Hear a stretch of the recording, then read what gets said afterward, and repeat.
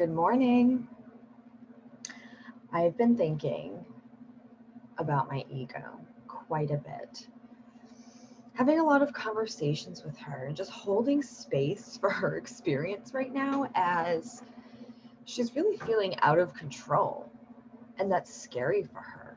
As I let my higher self take more and more of the lead, right? And coming even deeper into that higher self state of mind, she just is wanting to grab onto anything that she can. She's very triggered, like multiple times a day right now about things that even I'm just like, really? Am I feeling that right now? Which is funny because that's another part of the ego judging the first experience.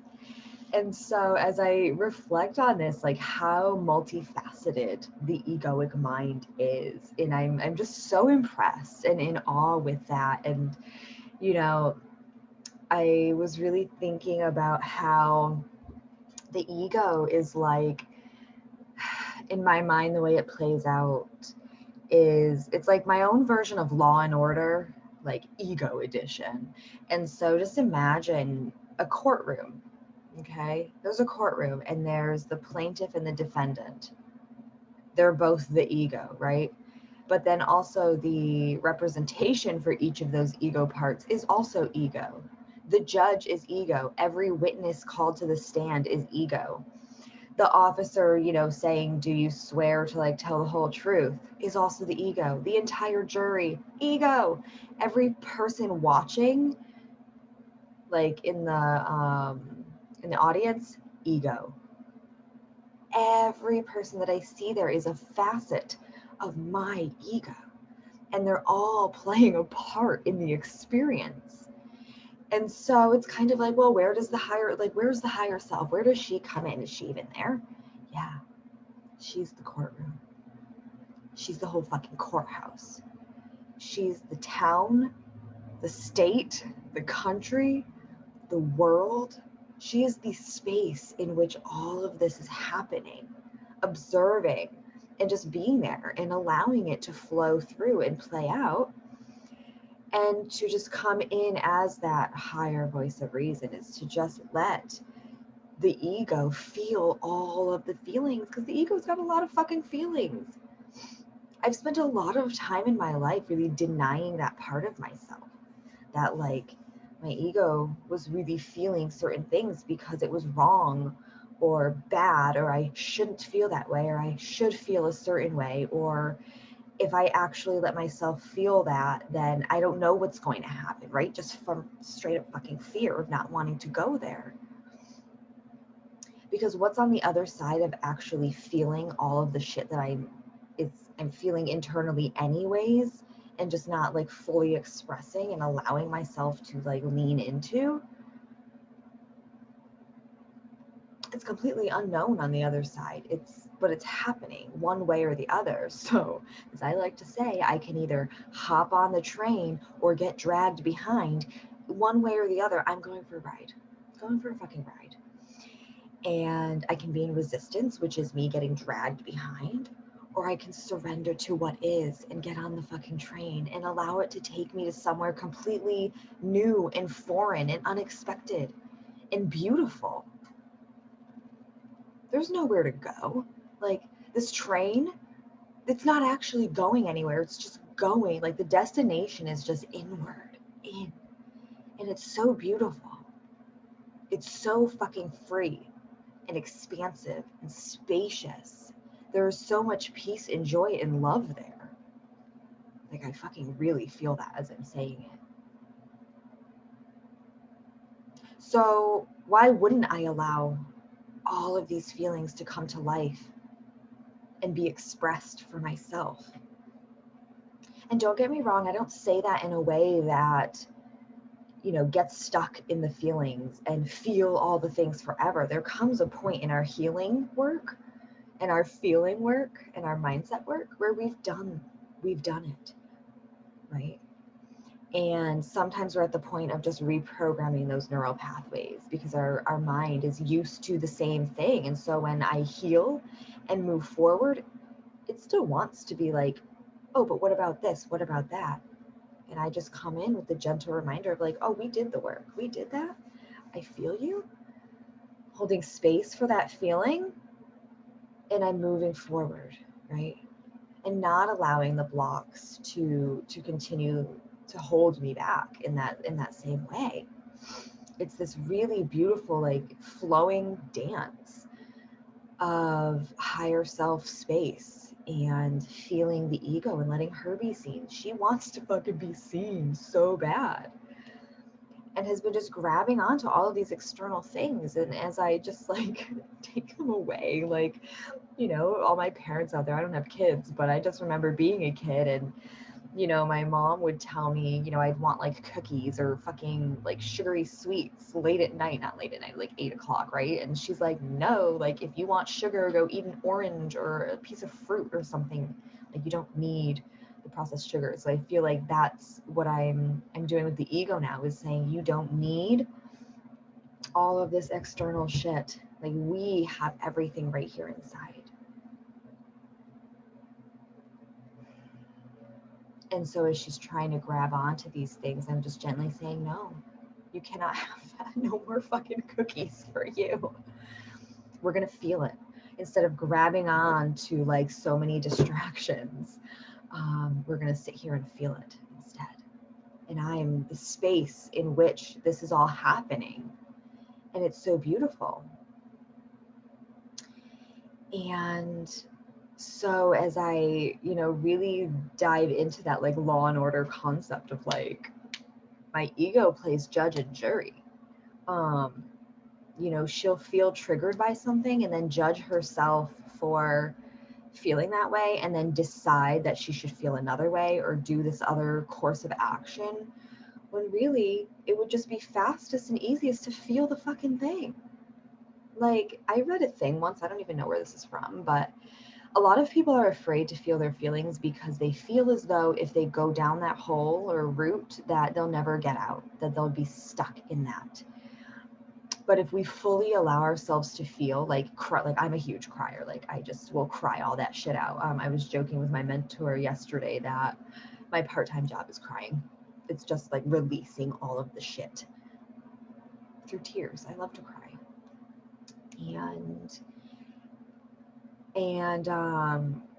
So I read a thing, getting back on track here, guys. I read a thing once saying that, like, if you actually just started like allowing yourself to feel 100% and like cry it out, like usually we will cry for about 15 to 30 minutes and then exhaust ourselves. That's how long it actually takes to release. If we actually do it, there's a difference though between getting stuck and keep letting yourself being in trigger state and then pulling in new triggers as you're already in this like expressive and vulnerable place. I'm not suggesting to sit down and feel every wound that's ever like hurt you, right? That's causing you pain, but this is very intentional. This is, wow, I'm feeling this and I'm going to let myself fully feel it. And it gets faster over time. It really does. And it's a skill. Part of that is a skill to be learned. And oftentimes we don't want to do it because it feels scary and unknown. Like, oh, what is it like to actually feel my feelings? You know, I spent, I'm going to say, a solid part of 30 years of my life not wanting to feel my feelings. And the next 3 years feeling some feelings. And now the last couple of years are just feeling all the things. And I feel how it is getting faster over time. The rebound time, so to speak, it gets faster and faster. And then when you truly heal from things, they stop triggering you. They really do. Like, they really do. And then when we get triggered, we have an opportunity to feel into it and say, oh, what is this part of myself that needs to be seen right now? You know, as I come more and more into myself and get grounded into who I actually am, that in itself is triggering to the ego because it's different. It's different to really be in a higher self-led way of living. Wow, it's unknown. It's a little scary. Most of my days are so spacious that I'm like, I don't know what I'm like, how am I going to fill all of this time? Like, how fucking grateful and fortunate am I to be able to say that? And then the ego's here wanting to create a problem that doesn't exist. On one hand, I was exhausted from corporate and living this go, go, go lifestyle. And so I just let it go. And I keep shedding things every fucking day that are supporting that behavior and that way of living. Because I know that it's not me. It's the egoic survival and coping mechanism of, if I don't stay busy, then what am I good for? If I don't stay busy, how will I get other people's approval? If I don't stay busy, will I be able to make money? Yeah, those are the questions now that are coming up, the deep questions for me. And it's so beautiful because I get to be with them, all of them, and hold space for those fears and move through them. And every time I do, a little bit more of that need for approval just falls the fuck away. A little more of those triggers fall away. A little more healing comes into my heart, in my mind, in my body, in my soul.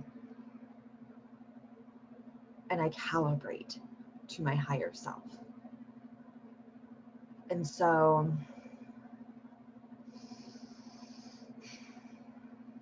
I just want to encourage you today to really pay attention to the stories your ego is telling you. What's the mind loop that you're in? What do you feel like you have to or should do? What does your higher self say about that? Do you know what your higher self sounds like? My ego is really good at sounding like my higher self. That's one that I've been working through recently. She's got a lot of great ideas. A lot of dreaming and scheming comes that sounds really, really good and appealing. But that's just the ego creating distractions to avoid some deeper things that I have chosen to be on the path of healing for. It's not for everyone, you guys. This is not for the faint of heart. It takes a lot of courage to be here. And so if you're on this path too, I fucking love you and I see you, and keep doing it.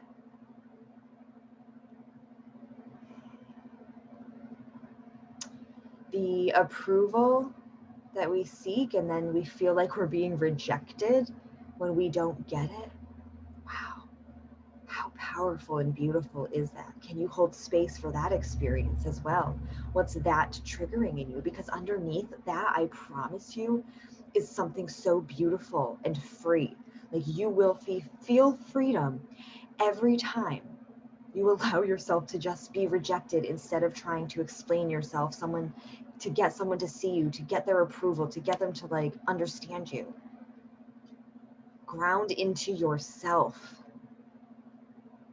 Ground into yourself. That's where the freedom is. And things just naturally start falling away. Because under all of that need and that fear and that want is who you really are. And I can't really tell you who that is because I don't know. Only you know, just like only I know who I truly am. And, no one else can tell me.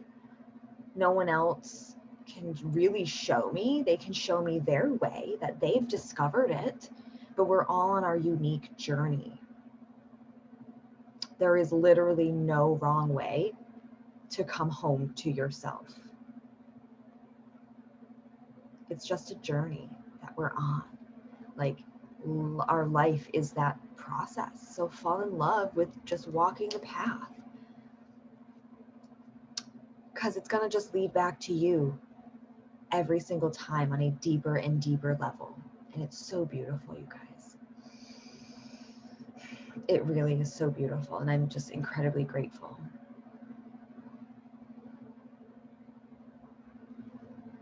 So if you're feeling alone, if you're feeling like people don't get you, that you're just constantly being rejected for who you are, I see you.